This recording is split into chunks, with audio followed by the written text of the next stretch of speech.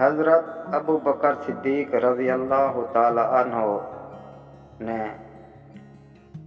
حضور صلی اللہ علیہ وآلہ وسلم کے وصال کے بعد جو جنگی لشکر روانہ ہونے والے تھے ان کی طرف متوجہ ہوئے اور 10 نصیحتیں کی۔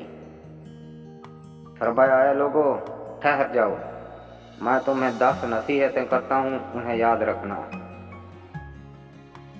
خیانت نہ کرنا، بد عہدی نہ کرنا، کسی کو دھوکہ نہ دینا، مقتولوں کے اعضاء نہ کاٹنا، بچے، بوڑھے اور عورتوں کو قتل نہ کرنا، کھجور کے درخت نہ جلانا اور پھلدار درخت نہ کاٹنا، کسی بھیڑ، گائے یا اونٹ کو سوائے کھانے کے ذبح نہ کرنا۔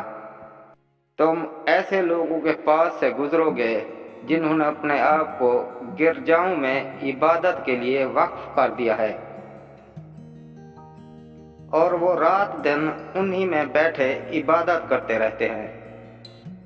تم انہیں ان کے حال پر چھوڑ دینا اور تم ایسے لوگوں کے پاس پہنچو جو تمہارے لیے برتنوں میں مختلف کھانے لائیں گے۔